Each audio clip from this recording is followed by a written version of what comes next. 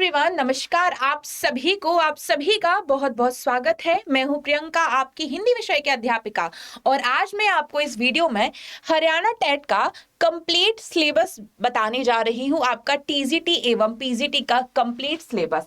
तो सभी स्टूडेंट से निवेदन है कि सेशन को शुरू से लेकर लास्ट तक पूरा देखें। साथ ही साथ अगर हम बात करें हरियाणा टेट के एग्जाम को के फॉर्म को लेकर, तो 24 दिसंबर से इसके फॉर्म फिल होने शुरू हो जाएंगे। साथ ही साथ ध्यान से सुनिएगा, 4 जनवरी तक इसके फॉर्म भरे जाएंगे। अगर हम बात करें इसके एग्जाम पैटर्न पर, तो 30 नंबर आपको कंप्लीट सीडीपी से पूछा जाएगा। 30 नंबर में आपको दोनों लैंग्वेज, जिसमें 15 हिंदी हो जाएगा और 15 आपका इंग्लिश हो जाएगा। ठीक है, जिसमें दोनों के ही आपको व्याकरण से ही प्रश्न पूछे जाएंगे। और अगर हम बात करें 30 नंबर की, तो इसमें आपका हरियाणा जीके आ जाएगा। ठीक है, तो जीके जीएस हो जाएगा आपका, प्लस रीजनिंग हो जाएगी, प्लस आपका करंट अफेयर्स हो जाएगा। ये हो जाएगा आपका। ठीक है, अब अगर बात करें हम जो आपके 60 नंबर की, तो 60 नंबर आपके मुख्य विषय से पूछे जाएंगे। ठीक है, तो अगर हम बात करें, टोटल आपका हो गया यहां 150 नंबर। ठीक है, अब आपको ये जो 150 नंबर है, इसमें हर एक प्रश्न पर 1 अंक निर्धारित किया गया है। कोई भी यहां आपको माइनस मार्किंग या कोई भी नेगेटिव मार्किंग आपको यहां पर देखने नहीं मिलेगी। ठीक है, तो आपको हर एक विषय का पाठ्यक्रम देखकर, ठीक है, और इसका एग्जाम पैटर्न देखकर, इसके प्रीवियस ईयर्स को देखकर अपनी तैयारी को शुरू करना है। ठीक है, यहां पर ये अब जो मुख्य हमारा जो 60 नंबर का है, जिसमें आपको हम यहां पर हिंदी टीजीटी एवं पीजीटी दोनों के बारे में अगर हम बात करें, तो सभी अभ्यर्थी यहां पर ध्यान देंगे। ठीक है, तो ये रहा आपका सिलेबस। अब सिलेबस जो हमारी वेबसाइट पे दिया है, ठीक है, उसमें बहुत सारी चीजों को कंप्लीट नहीं किया है, केवल मोटे मोटे रूप में दिया गया है। लेकिन हम यहां से बात कर सकते हैं कि हमें हिंदी में आपका साहित्य संपूर्ण व्याकरण पूछा जाएगा आपका। ठीक है, संपूर्ण व्याकरण आपसे पूछा जाएगा, साथ ही साथ संपूर्ण आपसे साहित्य पूछा जाएगा। साथ ही साथ आपकी कुछ क्वेश्चंस आपके एनसीईआरटी से भी पूछे जाएंगे।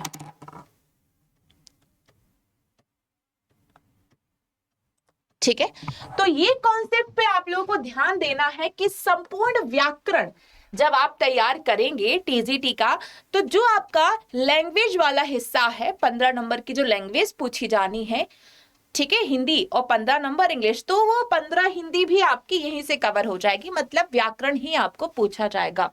दूसरा कॉन्सेप्ट, संपूर्ण साहित्य में आपको कौन कौन से टॉपिक को पढ़ना है, इस पर हम गौर करेंगे। ठीक है, तो जैसे आप यहां से देख सकते हैं कि शुरुआत आप करेंगे भाषा के विविध रूप एवं संवैधानिक स्थिति, हमारे भाषा की संवैधानिक स्थिति, जिसमें आप भाषा के विकास को लेकर भाषा के इतिहास तक के बारे में, कब भाषा को राजभाषा का दर्जा दिया गया, किस अनुच्छेद के अंतर्गत दर्जा दिया गया, ये पूरा कॉन्सेप्ट आप करेंगे। शुरुआत यहीं से होगी। फिर देवनागरी लिपि के बारे में आप पढ़ेंगे, फिर आप पढ़ेंगे इनकी विशेषताओं के बारे में, फिर यहां से शुरू होगा हिंदी साहित्य का इतिहास। इसमें आपको आदिकाल, भक्ति काल, रीति काल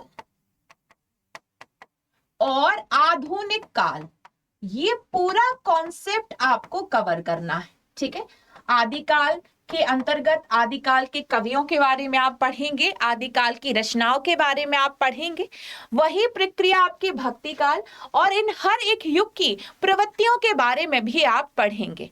ठीक है, अगर हम बात करें हिंदी साहित्य के इतिहास से, तो परीक्षाओं में इतिहास ग्रंथ से भी प्रश्न पूछे गए हैं एवं इतिहास ग्रंथ की पद्धतियां और उनकी प्रवृत्तियां पूछी गई। ठीक है, अब ये तो हमारा हो गया केवल पहला स्टेप। लेकिन आधुनिक काल में आपने नई काव्य धारा पढ़ी है, जिसमें आपने पढ़ा है भारतेंदु युग। ठीक है, भारतेंदु युग आपसे पूछा जाएगा, ये पढ़ेंगे आप भारतेंदु युग। उसके बाद द्विवेदी युग आप पढ़ेंगे, फिर आप पढ़ेंगे छायावाद, ये हमारा संपूर्ण साहित्य के अंतर्गत आएगा। प्रगतिवाद, प्रयोगवाद, ठीक है। उसके बाद आप आएंगे नई कविता, तो ये आपकी हिंदी की प्रमुख रचनाओं के अंतर्गत आ जाएगा। ठीक है, फिर आप एक तरफ पढ़ेंगे गद्य विधाओं के बारे में।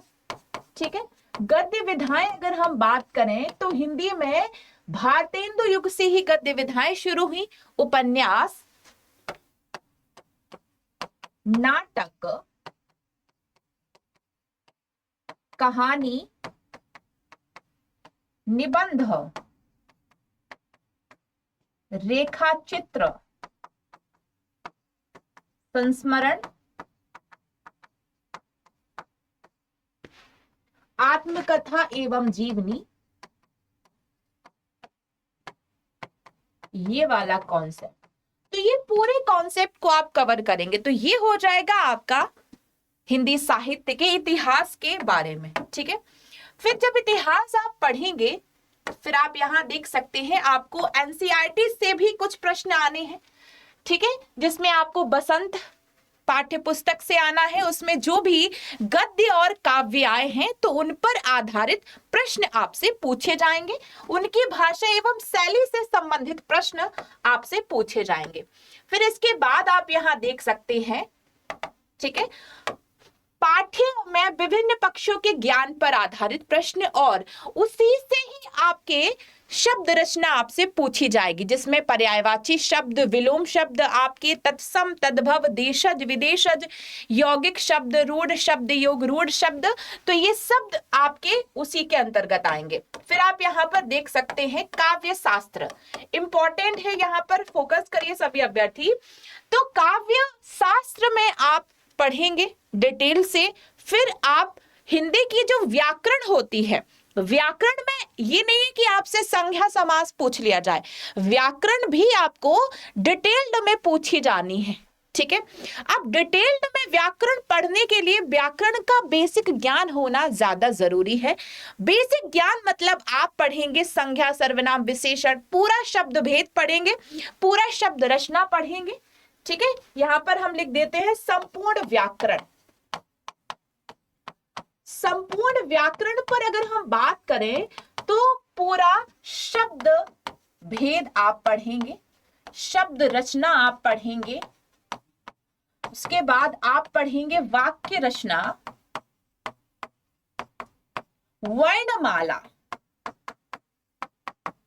ठीक है, इन पर बहुत सारे कॉन्सेप्ट बेस्ड होते हैं। फिर वही बेसिक सा संधि, समास, ये इंपॉर्टेंट है। ठीक है, फिर आप यहां देख सकते हैं आपसे काव्य गुण पूछा जाएगा, काव्य दोष पूछे जाएंगे, आपसे अलंकार पूछे जाएंगे जो बहुत ही महत्वपूर्ण है, अलंकार से प्रश्न। फिर आपको छंद पूछा जाएगा। ठीक है, छंद के बाद आपको रस पूछा जाएगा, काव्य रस आपसे पूछा जाएगा। ठीक है, फिर आपसे वर्ण विचार पर आधारित प्रश्न पूछे जाएंगे अर्थात वर्णमाला। ठीक है, फिर उसके बाद शब्द विचार अर्थात तत्सम एवं तद्भव शब्द। तो ये था आपका कंप्लीट टीजीटी एवं पीजीटी का सिलेबस। अगर हम बात करें दोनों में अंतर क्या हो सकता है, तो टीजीटी का और पीजीटी में अंतर ये है कि पीजीटी के प्रश्नों का स्तर थोड़ा सा बढ़ जाएगा। ठीक है, अगर हम यहाँ पर देखें तो पीजीटी में आपको प्रमुख पुरुष, हिंदी साहित्य के प्रमुख पुरस्कार पूछे जा सकते हैं। ठीक है, फिर हिंदी साहित्य की प्रमुख पत्र पत्रिकाओं से प्रश्न आ सकता है। और अगर बात करें हम व्याकरण में तो शब्द शक्ति पूछा जा सकता है।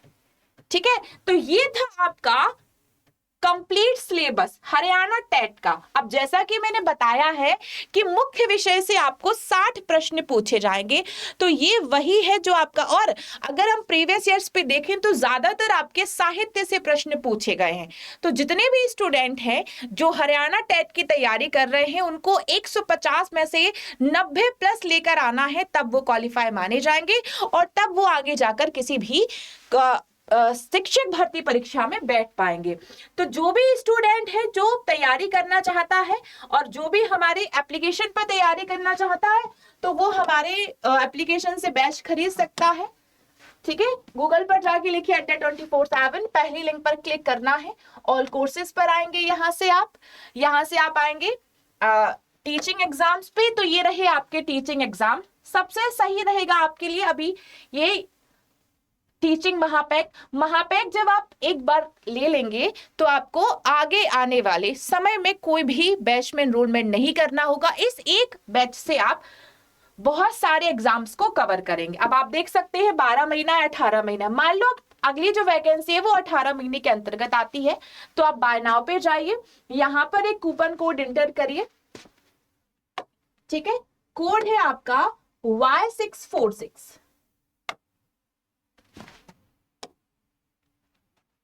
ठीक है, कोड है यहाँ Y646, अप्लाई करना है आपको। तो ये बैच पड़ेगा आपको मात्र 2319 में। तो जितने भी स्टूडेंट हैं जो हरियाणा टेट की तैयारी कर रहे हैं उन सभी को एग्जाम्स के लिए बहुत बहुत शुभकामनाएं। ईश्वर से प्रार्थना है कि आप इस एग्जाम में सफल हो और आगे जाकर टीचिंग भर्ती परीक्षा में जरूर बैठे और आपका सरकारी नौकरी का सपना साकार हो। धन्यवाद।